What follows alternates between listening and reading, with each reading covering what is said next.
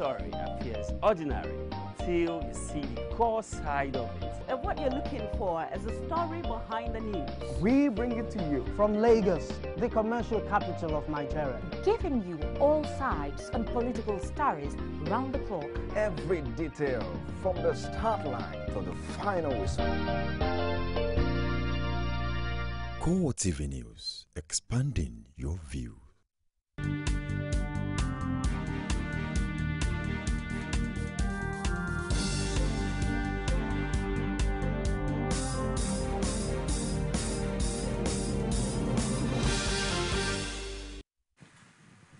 Good morning and welcome to a Sunday bright day, and my name is Sabena Izoku on the news on the hour. As tensions mount in Ekiti State over space of violence that have already claimed one life, the state governor Kayode Fayemi and governor-elect Ayo Fayose have engaged in words over their individual roles in the mayhem. Rashid takes over the story from here. The dust raised by the violent crisis is still unsettled as many continue to count their losses. The two leading political figures in the state, Governor Kayode Fayemi and Governor-elect Ayo Fayose, however, chose to settle for the blame game. Fayemi in his submission wants Fayose held solely responsible for the disruption of peace in the state, an accusation Fayose described as a figment of Fayemi's imagination. Ayo Fayose should be solely and primarily held responsible for what is happening in the state. This state has witnessed an unprecedented level of peace over the last 4 years. I will continue to accord that office all the respect, and I will not want to join issues with him. So, but I don't want to join issues like I said. He owns his mouth to run it if he wants to run it. You understand? The blame game continues as what could pass for washing dirty linings rages on. The two leading political actors make reference to earlier disruptions of proceedings at the venue of the Election Petition Tribunal. If you disagree with a ruling or a judgment, since you submitted yourself to the processes of the courts and you have allowed representation in the courts, you appeal the process. That's known. The target is to make sure that the inauguration doesn't take place. That is the target. So having failed in the backdoor arrangements in the courts, it resulted into self-help. Not yet done with each other, Fayemi and Fayose also took up the integrity question. You can tell that to the Marines that he was not there. He knew what happened. I know what happened. The chief judge knew what happened. All the people who were affected knew what happened. So, and everybody knows his antecedents. If we have not been working hard to calm the fray now, this place will still have been burning. So for me, my duty is to ensure we have peace. With few days to the October 16th handing over date, the sound bites from Ekiti are already sounding like the drum beats of war. Rashid, CoreTV News, Ado Ekiti. Unknown gunmen have shot dead a prominent member of the Zaza Emirate Council in Kaduna State, Kabiru Buhari. Police said his body was discovered in a car on Friday evening by a combined security and community search team at his farm on the outskirts of Kaduna State. He was said to have gunshot wound on his head. The spokesman of Zaza Emirate, Ahmed Aliyu Idris, told journalists that the late Buhari left the council meeting at about 5 p.m. on Thursday, but his family said he didn't sleep at home. The influential leader was shot dead in an area that was in recent times witnessed several attacks and unresolved assassinations. The Southern Kaduna Coalition says over 200 people have been killed and 4,000 displaced after more than 53 attacks in Kara local government area of the state. The group claims that all the attacks in the area were carefully planned and executed between 2011 and 2014. Members of the coalition also insist at a press conference in Abuja that the authorities have done little or nothing to stop the attacks. What we have now is a very serious situation in Southern Kaduna that needs deep and proper information gathering, intelligence gathering, so that they can curb and stop those people coming from wherever to come to kill people. You don't just sit back and say and make some policy statements or some political statements and expect it to you wish it away. It can't go anywhere. So we need them to do that which is proper and right to stop the killings in Southern Kaduna. You live in a community, and if government is trying to tell us that they're incapable of taking care of their people, they should say so. You can't ask me to leave my area and go to somewhere else. It's not done anywhere in the world. I've never heard it before.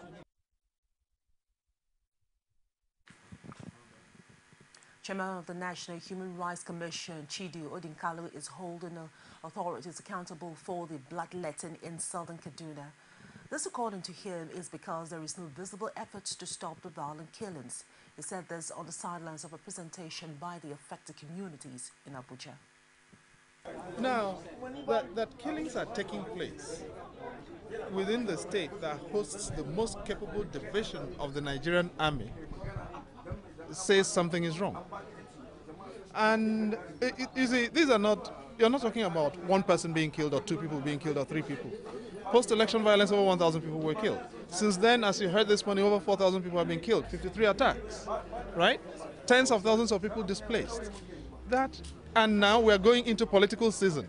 We did not have elections in Kaduna between 2011 and now. And over 4,000 people have been killed and over tens of thousands of people displaced. So can you imagine what could happen if we had the excitements of a political election season engrafted onto that?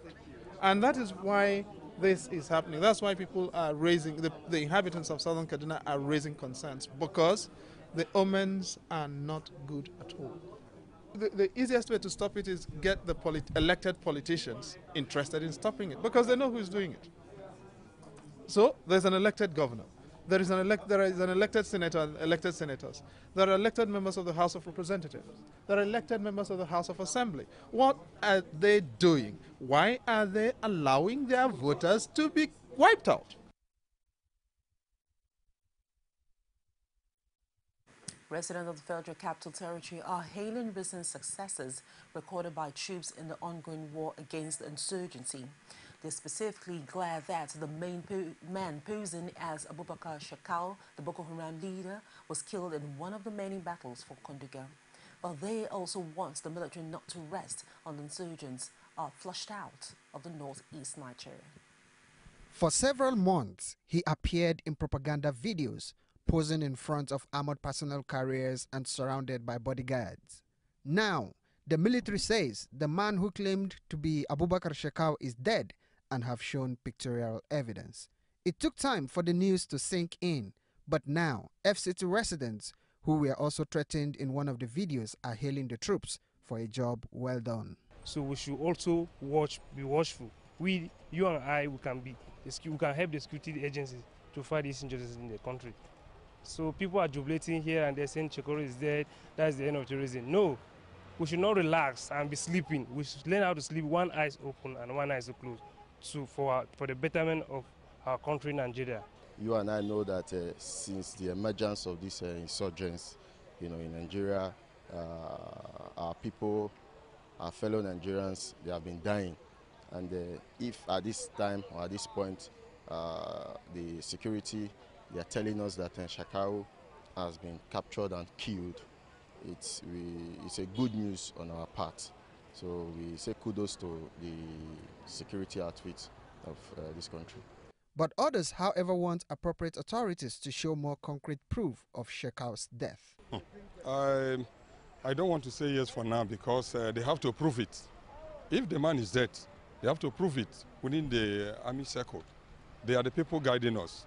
There are people who send for an errand, go and stop this that is happening, that is making Nigerians restless, sleepless nights. We have to get confidence in the soldiers. But if they believe within them that yes, the man is dead, fine, they should prove it to Nigerians so that we have overconfidence and believe that yes, this matter is over.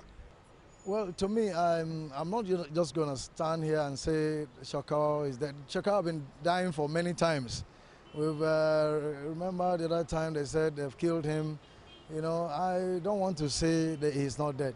But what I want the government to do, they should come out, and prove to us that this is really Shekau, the man they are really talking about.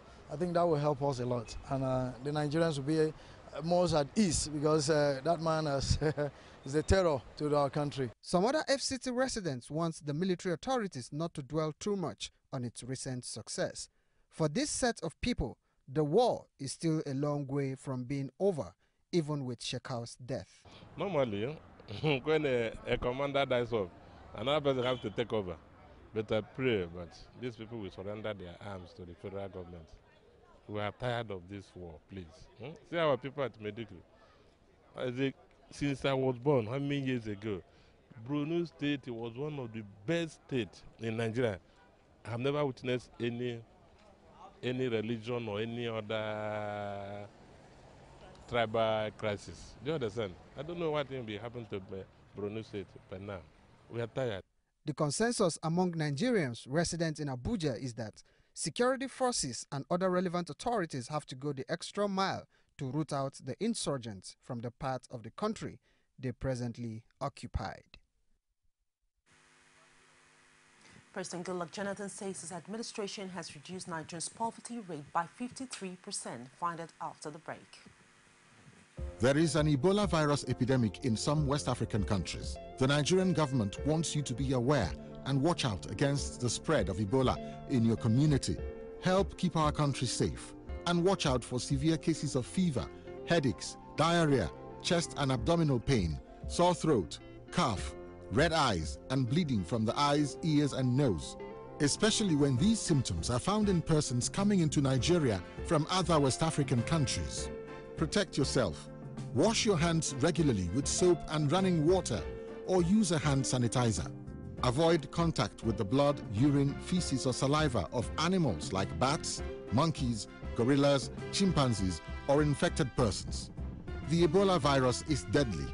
Don't catch it, don't spread it. This message is brought to you by the Federal Ministry of Information.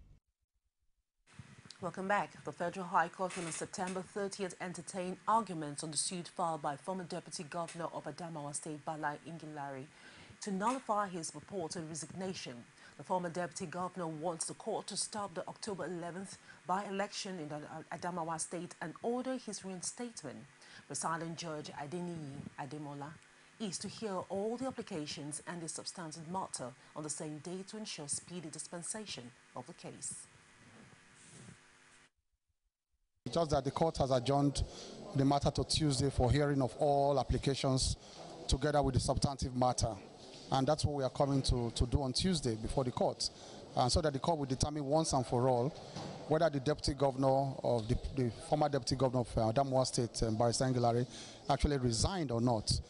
Because we are saying he did not resign as required by the Constitution. And after the impeachment of Nyako, or the purported impeachment, he should have been sworn in as the governor of Adamawa State. So we are seeking to stop the elections on October 11. That's what we are seeking to do.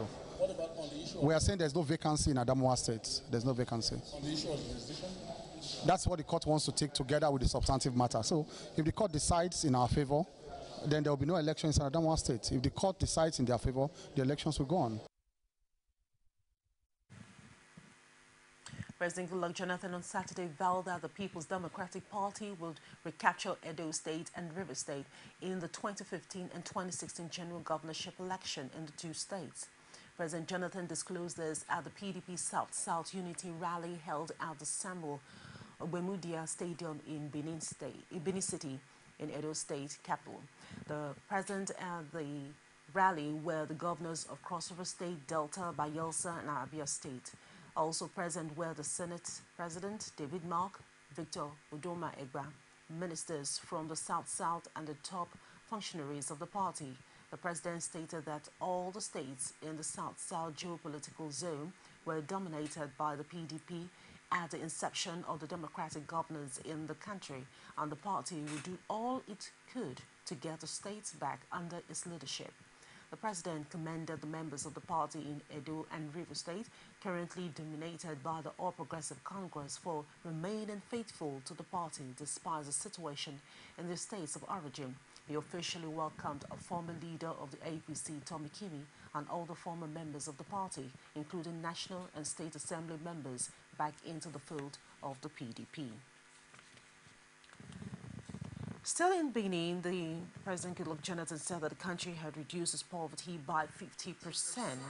Jonathan said this while speaking at the...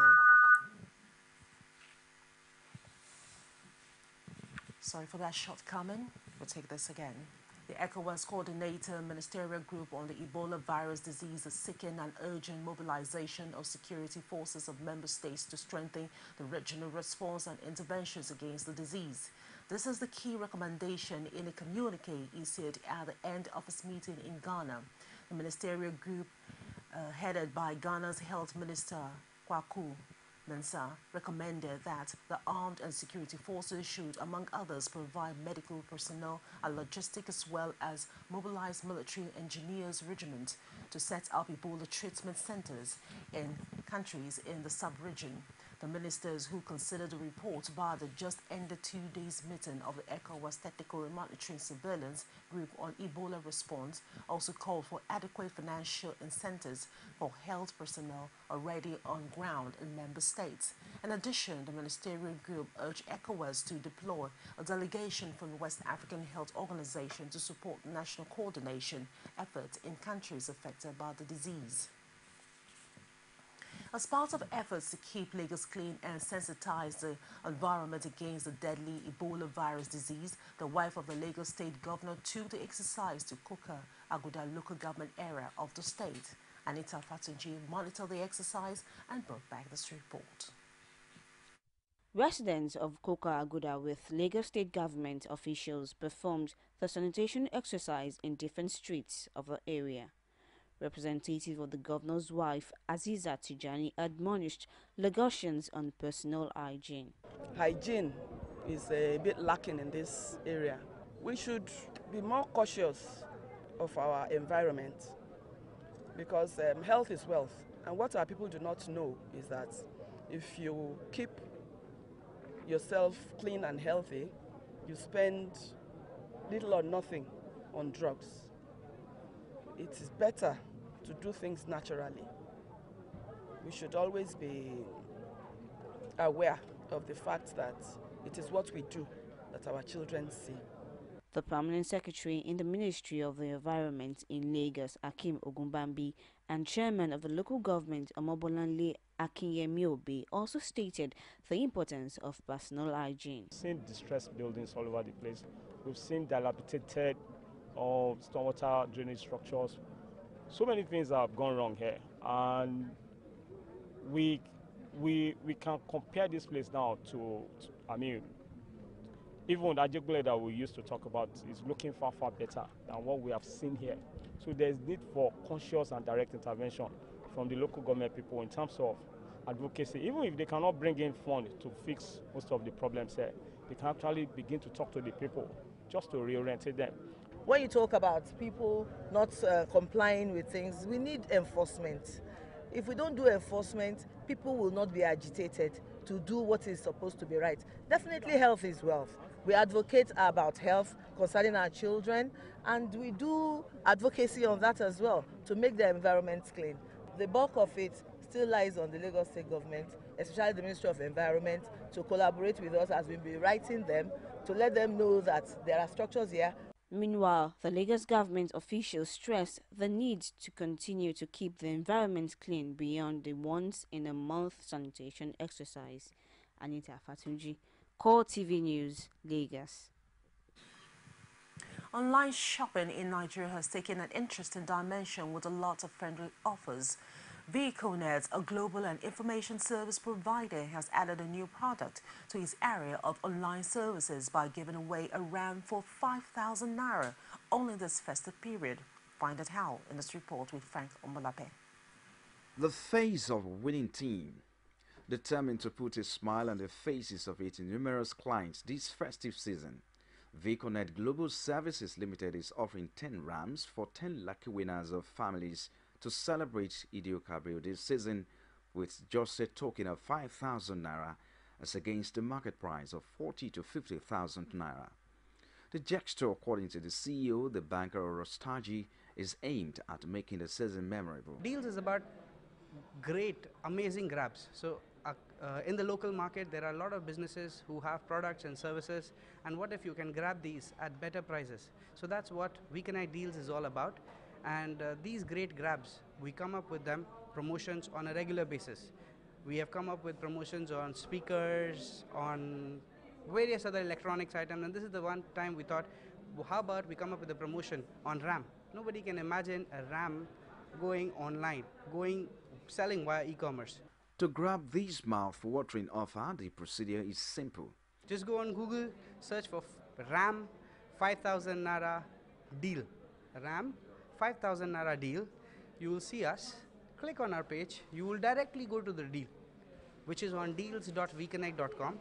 Over there, you register. There's a grab button where you can grab this opportunity. Register yourself. Tell us why you should get this RAM at 5,000 Naira, and we take it ahead. WeConnect, which is purely a product service brand, was established in 2011. It has grown over the years with about 1 million businesses registered on the site. With this new product to the brand, to sell RAMs online, it seems WeConnect has provided another innovation in the online shopping business in Nigeria.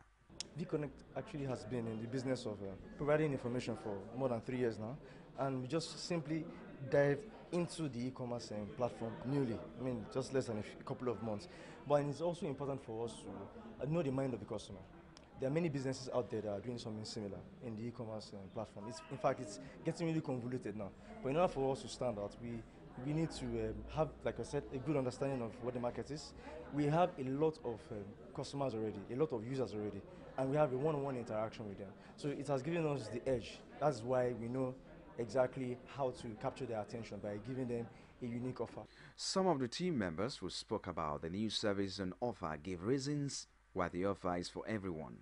This, we feel it's a season where we can actually appreciate our users for always being there with us. So that is why we now thought of this is a season, it's a happy season where people celebrate with their family.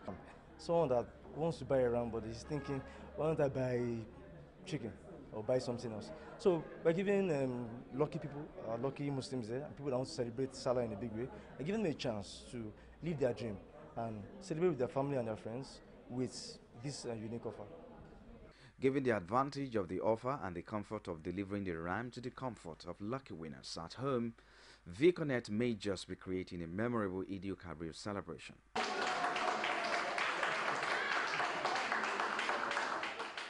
Frank Omanape, CoreTV News, Lagos.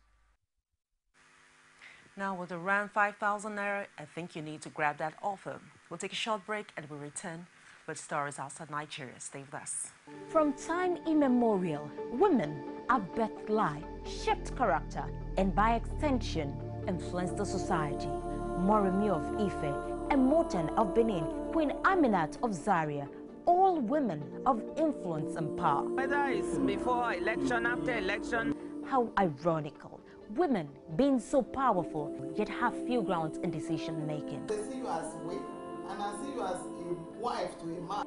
We are talking women in politics. A woman will be bold enough to stand up and say, I want to become president of Nigeria. Only on CoreTV News. Welcome back. United States and its allies have launched more airstrikes on the Islamic State fighters in the Syrian town of Kobani on the Turkish border. Warplanes circled through Friday night and explosions were heard in the early hours of Saturday. Kurdish fighters have been defending the town from advancement by state militants. There has been no word from the US-led coalition on whether it carried out airstrikes in the area. Kobani has become a flashpoint over the past week, as an estimated 140,000 civilians have fled the town and surrounding areas. The situation has been tense, with Turkish troops trying to prevent Turkish and Syrian Kurds crossing the border to help defend the town. Overnight, the head of the U.S. Armed Forces says airstrikes in Syria were damaging the jihadist group, but they said air power alone was not enough to defeat the militants. The UK-based activist group, the Observatory for Human Rights, says the airstrikes continued on Saturday in Syria, with ISIS targets in the central province of Homs hit the first time. And that's it on the news on the hour. Please do join me at the top of the hour for more. I am Sabina Izogu, and thank you very much indeed for watching.